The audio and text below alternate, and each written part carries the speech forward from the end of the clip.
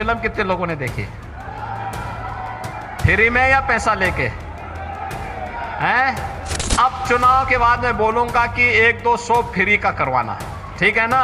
ना एक फिल्म जिसने रिलीज से पहले ही बवाल मचा दिया, एक ट्रेलर जिसने कुछ लोगों को झकझोर कर रख दिया और कुछ लोगों को गुस्से से भर दिया।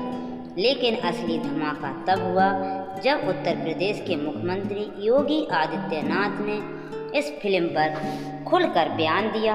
क्या फुले सिर्फ एक फिल्म है या एक आंदोलन की शुरुआत? क्या वाकई इस फिल्म के डायलॉग्स ने इतिहास की परतें उधेड़ दी हैं? और क्यों इस फिल्म के समर्थन में अब बड़े बड़े नेता सामने आ रहे हैं? आखिर क्या कहा योगी आदित्यनाथ ने, जिसने पूरे देश की नज़रों इस फिल्म पर टिका दी? जानिए फुले फिल्म के पीछे का वो सच जो सिर्फ पर्दे तक सीमित नहीं है बल्कि समाज की सोच, इतिहास और वर्तमान को भी झकझोर रहा है। वीडियो को आखिर तक जरूर देखिए क्योंकि अंत में कुछ ऐसा जानेंगे जो शायद आपने पहले कभी ना सुना हो। इस फिल्म का ट्रेलर सामने आते ही माहौल गमागम हो गया। एक डायलॉग और कुछ सीन को लेकर विवाद खड़ा हो गया। मांग महर पेशवाई जैसे शब्दों ने इतिहास की उस परत को छेड़ा जब जातिवाद गहराई तक फैला हुआ था। ट्रेलर में एक सीन में कहा गया, यह 3000 साल पुरानी गुलामी है। जिस गुलामी से लोगों को स्वतंत्र कराना चाहता हूँ वो 3000 साल पुरानी है, जिसने कुछ लोगों को सोचने पर मजबूर किया तो कुछ वर्ग इससे आहत भी हुए। फिल्म पर विवाद बढ़ा, शिकायतें हुई, रिलीज डेट टली और सेंसर बोर्ड ने कई कट लगाए। लेकिन जब फिल्म रिलीज हुई तो सबकी नज़रें उस वक्त इस पर टिक गईं जब उत्तर प्रदेश के मुख्यमंत्री योगी आदित्यनाथ ने इस पर बयान दिया। उनके बयान ने फिर फिल्म को एक नई पहचान दे दी। अब बात सिर्फ सिनेमा की नहीं रही, अब यह सामाजिक सोच की बात बन चुकी है। जहां फिल्म के कुछ दृश्यों में ब्राह्मण बच्चों को सावित्रीबाई फुले के ऊपर कीचड़ और गोबर फेंकते हुए दिखाया गया था, यह दृश्य उन सामाजिक कड़वी सच्चाइयों को दिखाने की कोशिश कर रहा था जो उस समय के दलितों और महिलाओं को झेलनी पड़ती थी। लेकिन इन सीन्स और डायलॉग से कुछ ब्राह्मण समुदाय के लोगों को नाराज़गी हुई और उन्होंने इस सोशल मीडिया पर अपना गुस्सा जताया शुरू किया। देखते ही देखते विरोध की लहर फैल गई और कुछ संगठनों ने तो फिल्म को बैन करने की भी मांग कर डाली। अलग अलग शहरों में इसको लेकर FIR भी दर्ज की गई और माहौल इतना तनावपूर्ण हो गया कि फिल्म की रिलीज पर खतरा मंडराने लगा। फिल्म की रिलीज डेट 11 अप्रैल तय थी, लेकिन विवाद इतना बढ़ा कि मेकर्स को फिल्म को पोस्टपोन करना पड़ा और बाद में 25 अप्रैल को इसे रिलीज किया गया। अब सोचो, एक ऐसी फिल्म जो रिलीज से पहले ही इतने विवादों में घिर चुकी थी, लोग समझ ही नहीं पा रहे थे कि फिल्म आखिरकार दिखाना क्या चाहती है। ट्रेलर देखकर ही कुछ लोग इसे ब्राह्मण विरोधी बताने लगे थे तो कुछ इसे सामाजिक क्रांति की सच्चाई कह रहे थे। सोशल मीडिया पर बायकॉट के ट्रेलर चलने लगे थे और दूसरी तरफ कुछ बुद्धिजीवी और सामाजिक कार्यकर्ता फिल्म की तारीफ भी कर रहे थे। लोगों के बीच एक तरह का कन्फ्यूजन था कि आखिर यह फिल्म किस मकसद से बनाई गई है। कुछ का मानना था कि यह फिल्म समाज सुधारक का एक मजबूत संदेश दे रही है और कुछ एक ऐसे दौर को दिखा रही है जो किताबों में दबकर रह गया है। वही कुछ इसे धार्मिक भावनाओं को ठेस पहुंचाने वाला प्रचार कह रहे थे। लेकिन जैसे ही फिल्म सेंसर बोर्ड के काट छांट के बाद रिलीज हुई और लोगों ने सिनेमा हॉल जाकर इसकी असली कहानी को देखना शुरू किया तो धीरे धीरे बात साफ होने लगी और दर्शकों को यह समझ में आ गया कि फिल्म दरअसल क्या कहना चाहती है। और इसे इन्हीं सब के बीच जो सबसे बड़ा ट्विस्ट सामने आया वो था उत्तर प्रदेश के मुख्यमंत्री योगी आदित्यनाथ का बयान। योगी आदित्यनाथ ने जब इस फिल्म पर अपनी राय रखी तो ना सिर्फ फिल्म का नज़रिया बदल गया बल्कि देश भर के लोगों की नज़र में इसकी अहमियत भी बढ़ गई। उन्होंने कहा कि यह फिल्म केवल एक बायोपिक नहीं है बल्कि यह उस सोच की कहानी है जिसने देश के सिस्टम की जड़ें हिला दी हैं। उन्होंने कहा कि ज्योतिबा फुले और सावित्रीबाई फुले ने उस दौर में एक ऐसी क्रांति की शुरुआत की जब महिलाएं ना तो पढ़ सकती थीं और ना ही खुलकर अपनी बात कह सकती थी।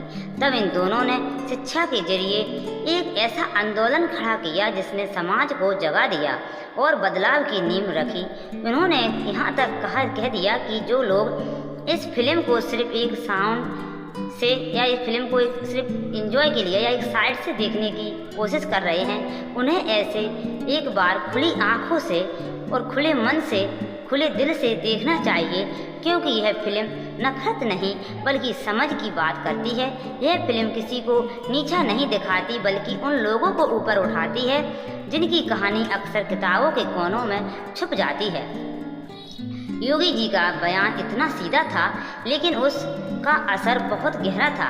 उन्होंने कहा कि वह चाहेंगे कि यह फिल्म पूरे देश में टैक्स फ्री हो ताकि ज़्यादा से ज़्यादा लोग इसे देख सकें और समझ सकें कि आज अगर कोई महिला किसी मंच से बोल पा रही है, अगर कोई लड़की स्कूल जा पा रही है तो इसका सीधा क्रेडिट इन्हीं दोनों को जाता है। और इस बात को जितना जल्दी लोग समझेंगे उतना ही समाज में बदलाव जल्दी आएगा। उनके इस बयान के बाद फिल्म को लेकर सोशल मीडिया का मूड तेज़ी से बदलने लगा। जहां पहले फिल्म को लेकर गुस्सा थे लोग, वहीं अब लोग इसे देखने की बात करने लगे। थिएटर्स में बुकिंग बढ़ने लगी। कुछ लोगों ने तो सोशल मीडिया पर यहाँ तक कह दिया कि अगर योगी जी जैसी सोच रखने वाले लोग इस फिल्म को सपोर्ट कर रहे हैं तो ज़रूर इसमें कुछ बात होगी। फिल्म की कहानी ज्योतिबा फुले और सावित्रीबाई फुले की रियल लाइफ पर आधारित है, जिन्होंने 1800 के उस दौर में लड़कियों की शिक्षा के लिए स्कूल खोला। जब लोगों को लगता था कि लड़कियों को पढ़ाना पाप है, उस समय औरतों को घर से बाहर निकलने तक की इजाज़त नहीं थी। समाज में इतनी बंदिशें थीं कि कोई औरत अगर बाहर दिख भी जाती थी तो लोग उसे ताने देने लगते थे। और ऐसे माहौल में सावित्रीबाई फुले ने न सिर्फ खुद एक टीचर बनने का फैसला लिया बल्कि लड़कियों को पढ़ाना भी शुरू किया। उन्होंने समाज की बेड़ियों को तोड़ने की एक कोशिश की और इस कोशिश में उनके पति ज्योतिबा फुले और हर कदम पर उनके साथ खड़े रहे। फिल्म इन्हीं दोनों की इसी संघर्ष भरी जर्नी को दिखाती है, लेकिन सिर्फ कहानी की ही किसी फिल्म की सफलता तय नहीं करती। जब किसी फिल्म को राजनीतिक स्तर पर समर्थन मिल जाता है तो उसका असर बिल्कुल अलग होता है, और जब यह समर्थन योगी आदित्यनाथ जैसे प्रभावशाली नेता का हो तो फिर आम लोगों का माइंड सेट भी बदलने लगता है। बहुत सारे लोग जो पहले इस फिल्म को देखने में बिल्कुल भी दिलचस्पी नहीं दिखा रहे थे, उन्होंने अब इस फिल्म को अपनी फैमिली के साथ देखने की प्लानिंग बना ली और इसका सीधा असर फिल्म के बॉक्स ऑफिस कलेक्शन पर भी दिखने लगा। पहले दिन फिल्म की कमाई बहुत एवरेज रही और ओपनिंग कलेक्शन सिर्फ 15 लाख तक ही सीमित रहा, लेकिन जैसे जैसे ही योगी आदित्यनाथ का बयान सामने आया, लोगों की सोच में बदलाव आया और फिल्म की कमाई में हल्का उछाल दिखा। दूसरे दिन इसका कलेक्शन बढ़कर 30 लाख तक पहुंच गया। तीसरे दिन फिल्म में 50 लाख का और आंकड़ा पार कर लिया और फिर धीरे धीरे यह 60 लाख तक पहुंच गई। लेकिन चौथे दिन यानी सोमवार को जब सामान्य वीकडे का असर पड़ा तो फिल्म की कमाई में फिर से गिरावट देखने को मिली और इस दिन का कलेक्शन 24 लाख रहा, जिससे फिल्म फुले का 4 दिनों का कुल इंडियन नेट कलेक्शन सिग्नल के अनुसार 1,29 लाख तक पहुंच चुका है। लोग अब सिर्फ फिल्म देखने नहीं जा रहे बल्कि यह समझने जा रहे हैं कि आखिर इस फिल्म में ऐसा क्या है जिसकी तारीफ खुद योगी आदित्यनाथ जैसे नेता कर रहे हैं। थिएटर से बाहर निकलते लोगों को रिएक्शन अब बदल चुके हैं। प्रतीक गांधी ने ज्योतिबा फुले और पत्रलेखा ने सावित्रीबाई फुले का किरदार निभाया और दोनों की केमिस्ट्री को लेकर दर्शकों से काफ़ी पॉजिटिव रिस्पांस मिला है। योगी आदित्यनाथ के बयान के बाद कई राज्यों के मंत्रियों और नेताओं ने भी फिल्म की तारीफ की। कुछ एजुकेशन एक्सपर्ट्स ने तो यह तक कहा कि फुले मूवी जैसी फिल्म स्कूलों में दिखाई जानी चाहिए ताकि आज की पीढ़ी समझ सके कि उनके अधिकारों के पीछे कितना बड़ा संघर्ष रहा है। धीरे धीरे यह फिल्म एक मूवमेंट बनती जा रही है जो सिर्फ इंटरटेनमेंट नहीं बल्कि एजुकेशन और सोशल अवेयरनेस की दिशा में भी असर छोड़ रही है। अगर आपने यह फिल्म देखी है तो अपने अनुभव कमेंट में ज़रूर बताइए और वीडियो पसंद आया हो तो लाइक शेयर और चैनल सब्सक्राइब करना ना भूलें। वीडियो देखने के लिए थैंक यू।